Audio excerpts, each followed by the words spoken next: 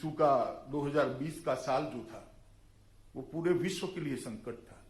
Corona महामारी ने पूरे विश्व को जकड़ कर रखा था।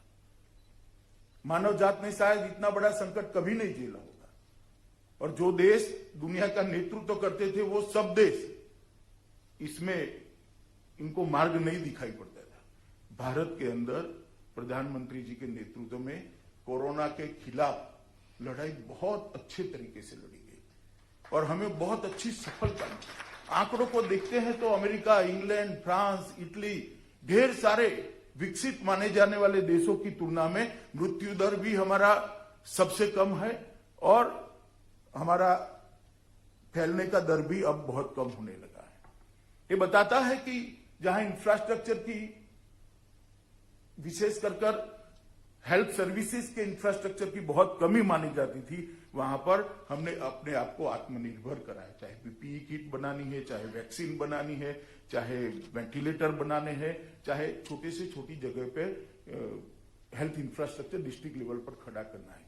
और इसी का परिणाम है कि हम सफलता से बाहर निकले और कुछ ही दिनों में वैक्सीनेशन का कार्यक्रम भी शुरू हो जाएगा और मैं मानता हूं दुनिया का सबसे बड़ा वैक्सीनेशन का कार्यक्रम भारत में शुरू होने जा रहा है थोड़े दिनों के अंदर ही। ये लड़ाई तो हम सफलतापूर्वक लड़े ही, परंतु इसका एक दुष्परिणाम था कि दुनिया भर के अर्थतंत्र पर बहुत बुरी असर पड़ी। लॉकडाउन हुए, फैक्ट्रियां बंद हो गई, माल की ढुलाई बंद हो गई, सब तरह से अर्थतंत्र पर बुरी असर पड़ी। भारत के अर्थतंत्र पर भी बुरी असर पड़ना बहुत लाजमी था और पड़ी भी है। परंतु अभी इकोनॉमिस्ट वी शेप रिकवरी की बात करते हैं, सब ग्राफ तो दे देते हैं वी शेप, मगर वी शेप रिकवरी क्यों आई? मैंने नजदीक से देखा है कि एक और तो कोरोना के खिलाफ लड़ाई लड़ी जा रही थी, खुद प्रधानमंत्री जी इसका नेतृत्व करते थे और प्रधानमंत्री जी ने शुरुआत से कोरोना के खिलाफ लड़ाई का एक चरित्र तय किया था कि दुनिया भर में कोरोना के खिलाफ सरकारें लड़ती है, भारत के अंदर सरकार और 130 करोड़ लोग साथ में मिलकर ये लड़ाई को लड़ेंगे और जीतेंगे। इसके कारण हमें सफलता मिली है। और दूसरी ओर इसी कालखंड के अंदर जब सब गतिविधियां बंद थी, पॉलिसी रिफॉर्म के लिए ढेर सारे फैसले लेने का काम नरेंद्र मोदी सरकार ने किया। ढेर सारे फैसले, आप कल्पना नहीं कर सकते इतने फैसले लिए। कुछ की घोषणा हो गई, कुछ की घोषणा अभी होगी।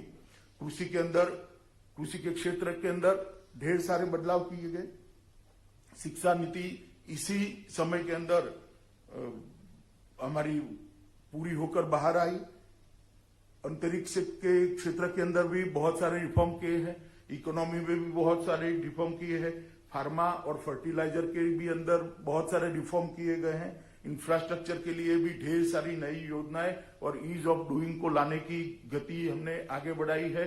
और ईज ऑफ डूइंग को भी जितने हर्डल और थे, इसका एक एडमिनिस्ट्रेटिव खाका तैयार करने का काम इसी कोरोना काल के अंदर किया। विश्व में कहीं पर भी कोरोना के खिलाफ लड़ते लड़ते आने वाली मंदी को आगे कैसे निपटना, इसकी तैयारी नहीं हुई। भारत सरकार ने नरेंद्र मोदी जी के नेतृत्व में 2 मोर्चों पर लड़ाई लड़ी।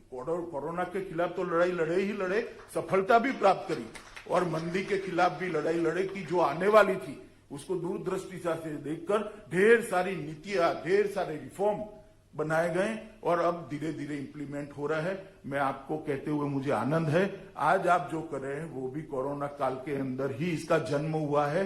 जून के अंदर शायद आपने बिडिंग 18 जून को शुरू हुई प्रक्रिया और आज आप लोगों के हाथ में अधिकार पत्र दे दी गई। इस तरह के ढेर सारे बदलाव मैं आपको गिना ही नहीं सकता।